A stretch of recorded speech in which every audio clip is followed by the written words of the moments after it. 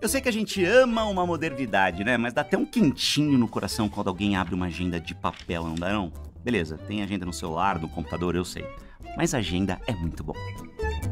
E eu sou daqueles que acham que isso é uma coisa que todo mundo tinha que usar o máximo possível. Até mesmo porque o próprio mundo tem uma agenda. Pois é, o nosso planeta também precisa se organizar e se comprometer com prioridades gerais, que dizem respeito a bem mais de 7 bilhões de pessoas. É uma agenda, obviamente, gigantesca e antiga. E o tal do ESG é um dos pontos mais recentes dela. Lembra que o E da sigla é de meio ambiente em inglês? Environment.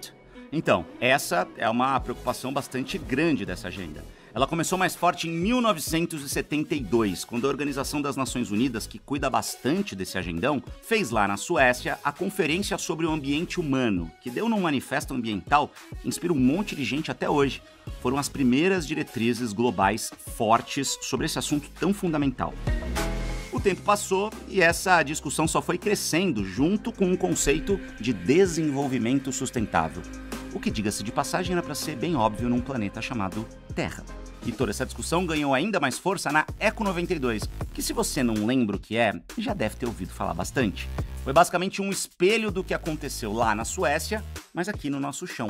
A partir daí, outros eventos mundiais bem importantes sobre o tema foram tomando forma e rolam até hoje com cada vez mais força.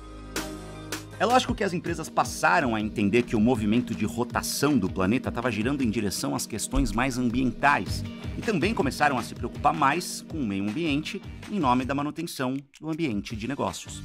Mas nem só de questões ambientais se vivem os mundos, o literal e o dos business. E nas últimas 2 décadas, essa agenda que tanto influencia nas decisões estratégicas das empresas começou a ganhar com força outras discussões importantíssimas. E pipocaram várias pesquisas recentes mostrando que as empresas que se preocupam com essas agendas são inclusive mais lucrativas. Pra gente que é consumidor, sobra uma missão nem sempre simples, mas bem necessária.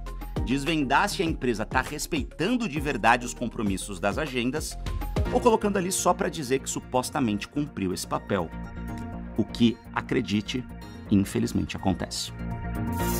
Como é que eu, consumidor, vou saber que aquela empresa está seguindo todos os critérios necessários e vai ter ali um selo? Como é que eu sei que aquele produto que eu estou comprando é de uma empresa que segue tudo isso? Esse é o momento que a gente está agora, né? Tentando separar o joio do trigo, o famoso greenwashing, ESG washing, diversity washing, tudo virou washing, que é você pintar o produto, né, de rainbow, de mais sustentável, mais diverso, e a gente está exatamente nesse momento. Existe também aquelas empresas que fazem parte do ISE, do Índice de Sustentabilidade Empresarial da B3, existe aí os próprios relatórios que são auditados, mas um selo assim falando, psh, né? Selo auditado ESG ainda a gente não tem, né? E a discussão ainda vai muito a fundo, porque a gente ainda tem muita gente falando e não fazendo. E a melhor forma desse consumidor aí poder cuidar é exatamente olhar o site, acompanhar os relatórios de sustentabilidade, né, ver os modelos de reputação e, principalmente, que eu brinco com meus alunos, é dar uma olhada nos BOs. Né?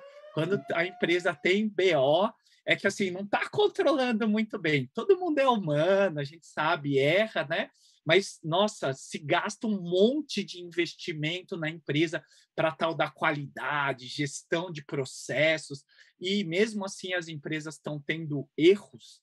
Então, prestem atenção exatamente nesses pontos dos erros. E se a gente olhar para frente, Dario, onde você acha que a gente deve prestar mais atenção em busca desses BOs que o professor Naka mencionou?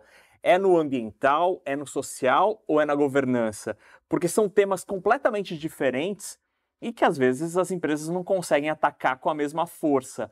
Onde é que vai ter mais BO de agora em diante? A gente costuma dizer que o Brasil ele importou a agenda europeia de ESG, né? Que é basicamente uma agenda concentrada em 2 grandes pautas, né? Equidade de gênero e descarbonização da economia, né? Mas o Brasil já tem 80% da sua matriz energética renovável, né? Então, assim, não dá para pegar a agenda europeia, importar e fazer um copia e cola aqui para o Brasil, né? Poxa, quais são os desafios do Brasil? Acho que a tua pergunta vai um pouco nessa linha, né?